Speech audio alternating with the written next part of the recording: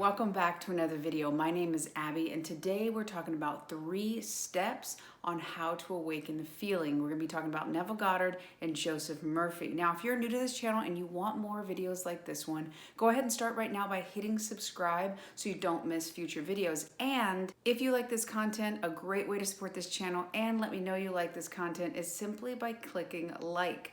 So back to the video, 3 steps on how you can awaken the feeling inside. Now, why do we care? Why do we care about awakening the feeling? Well, as Neville Goddard says, the feeling is the secret. And why is the feeling the secret? Because only when you have a feeling with your intent, meaning that if you have a vision, maybe you want to have that financial abundance, maybe you want that secure relationship or a new job, you have those thoughts of having this new experience in life and you are saying your affirmations and you're really wanting to manifest it.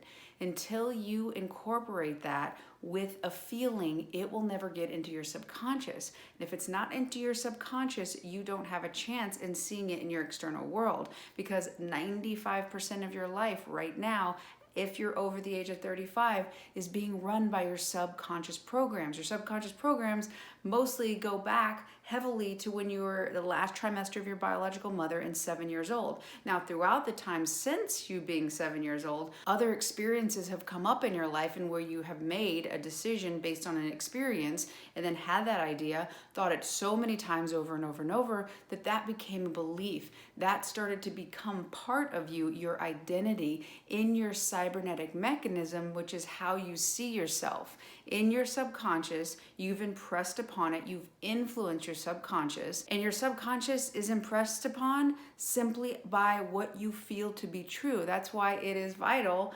The feeling is the secret. Until you have that intent and a strong elevated emotion and you feel it, it will never go into your subconscious. The other reason why feeling and awakening these feelings is so important is because in Dr. Joe Dispenza's work, he talks about the electromagnetic signature that you send out into the universe. And what does that mean? That means your thoughts are the electrical part and your feelings are the magnetic part. So that intent is sending out into the ether, into the quantum field. Your feelings are magnetically drawing that experience to you. So if you stay in the same feeling lack, feeling unworthy, feeling unloved, you will continue to draw magnetically that experience. Even if you're sending out a thought, you will always pull back what it is that you are feeling deep inside. So the feeling and awakening the feeling that you want to experience is vital. It is the second component to your electromagnetic charge. And again, that is the order form you are sending into the universe.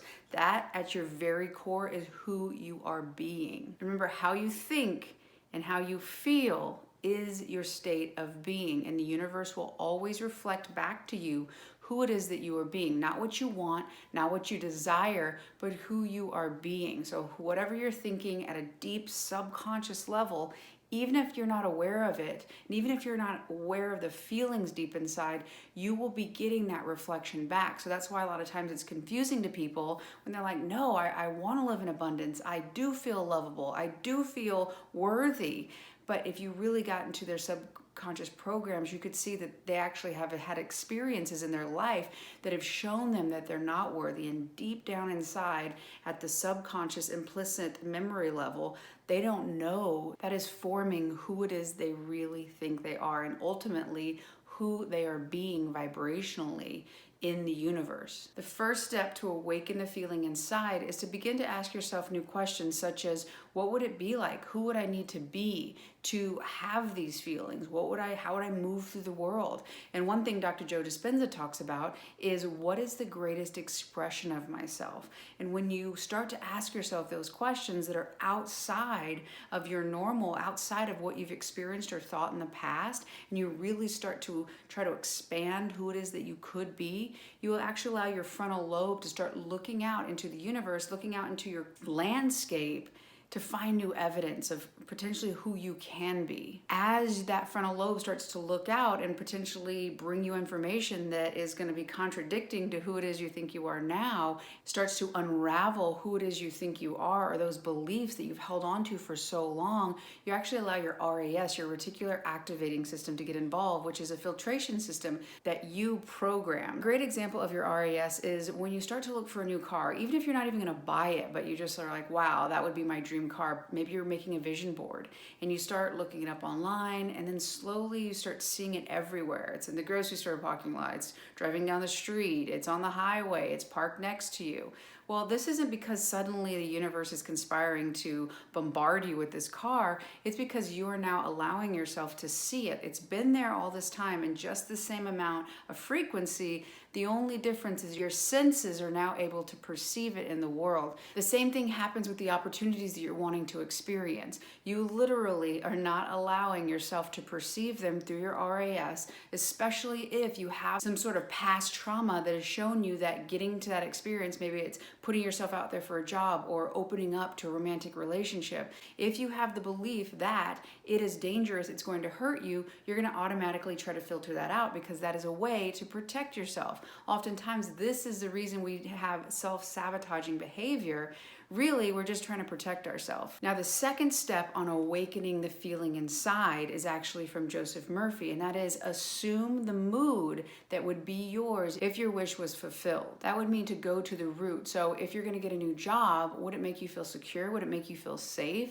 If it's about a romantic relationship, would it make you feel loved and wanted? Whatever that core feeling is in that experience, go to that now and embody it and feel it now and have the thoughts that would radiate from you if you had that feeling now. I actually have a video about that, of getting to the root of your desire, so that you can understand that it's not outside of you. You're only trying to awaken and give yourself permission to feel those feelings now.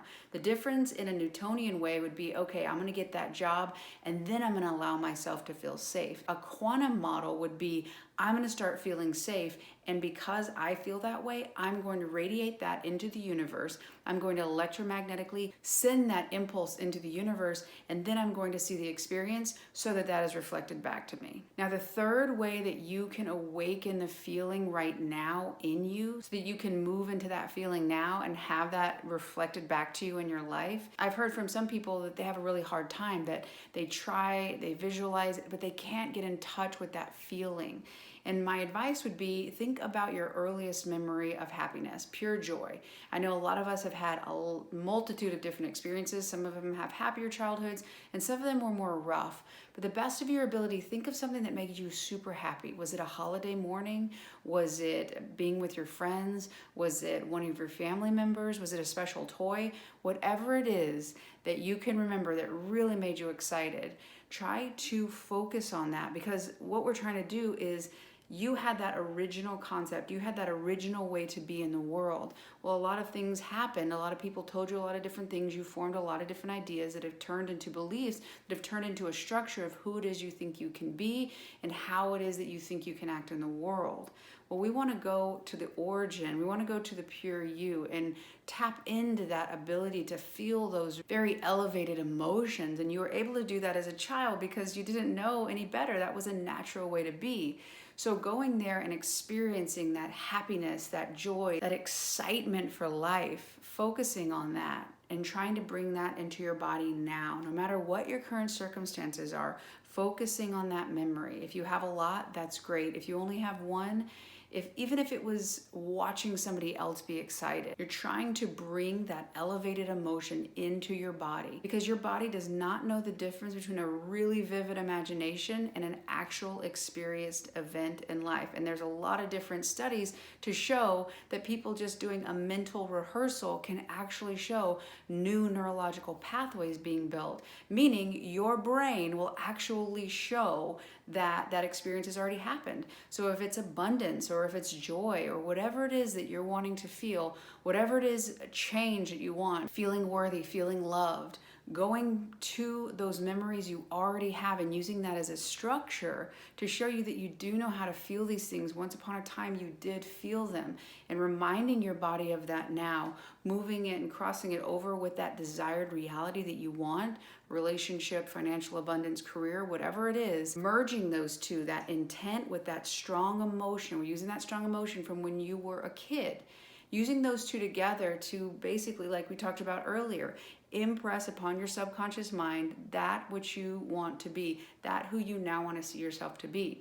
As you impress it upon your subconscious has one job: to objectify that in your life, to start being that, to start finding experiences so that it aligns. Who it is you think you are aligns with your external circumstances. You will continue to see the same reflection in your life until you begin to change deep down subconsciously who it is you think you are. A huge way to do this is to awaken the feeling that that has already happened now. You hold the key by giving yourself permission right now to feel those things, to start awakening those elevated emotions, to make that magnet that much stronger and bring these experiences into your life now. I really hope you enjoyed this video. If you have, please hit subscribe. If you haven't done so already, hit that like button. It really helps spread this message, and I'll see you on the next one.